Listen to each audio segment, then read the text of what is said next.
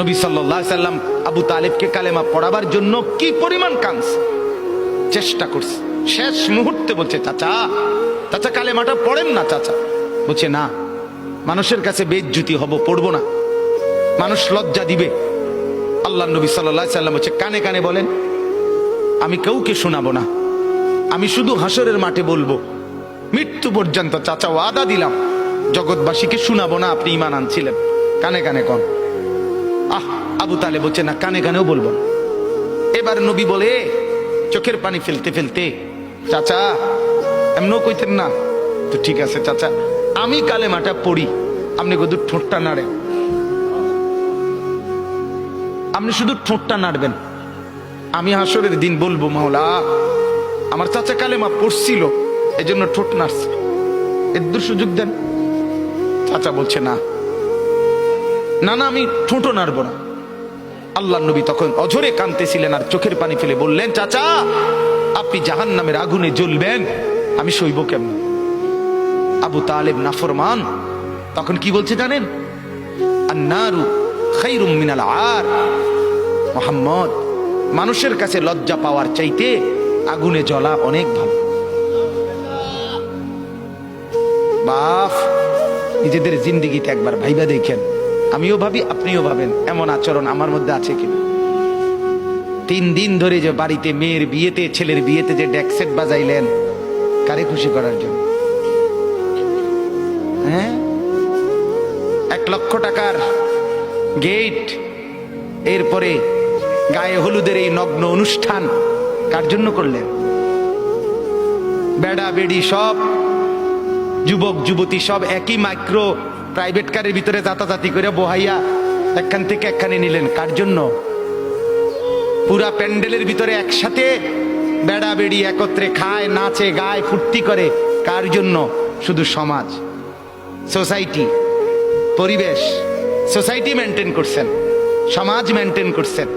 ছেলেরা চাইছে, মেয়েরা চাইছে, বাচ্চারা চাইছে, এতে হেতে চাইছে, তো মালিক তিনি কি চাইছিল? ওনার কথা মনে হয় নাই? রাসূল সাল্লাল্লাহু আলাইহি সাল্লাম, তার কথা মনে হয় নাই?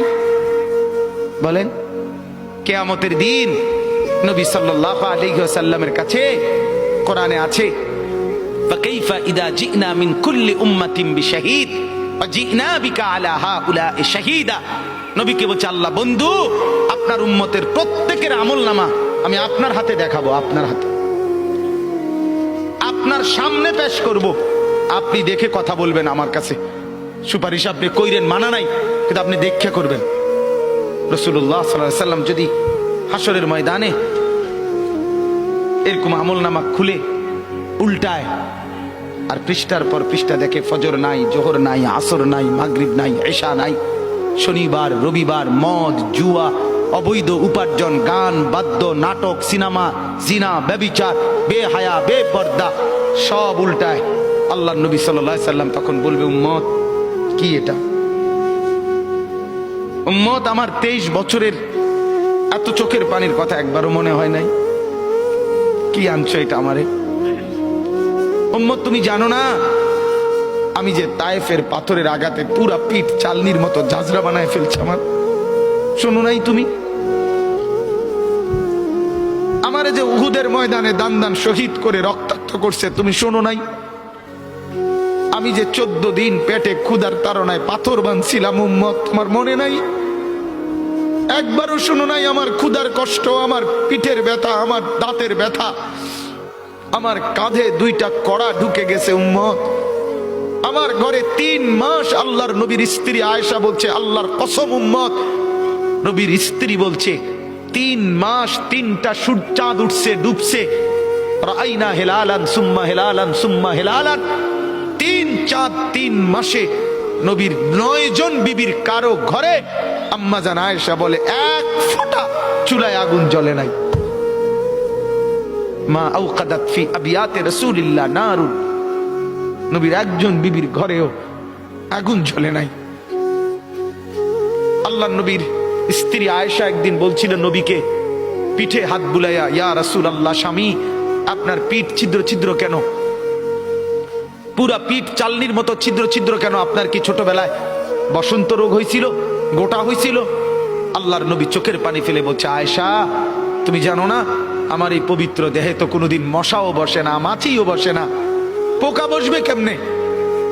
আমার পবিত্র দেহে তো হাঁটলে মেশকের গ্রান বের হয়, আমার পেশাব পায়খানাও তো কোনোদিন জমিনের উপরে 1 সেকেন্ড থাকে না, মাটি ফাঁক করে ভেতরে নিয়ে যায়, সেই আমার গায়ে গোটা হবে কেন? আয়েশা এগুলো আমার তায়েফের পাথরের আঘাতের রক্তের দাগ।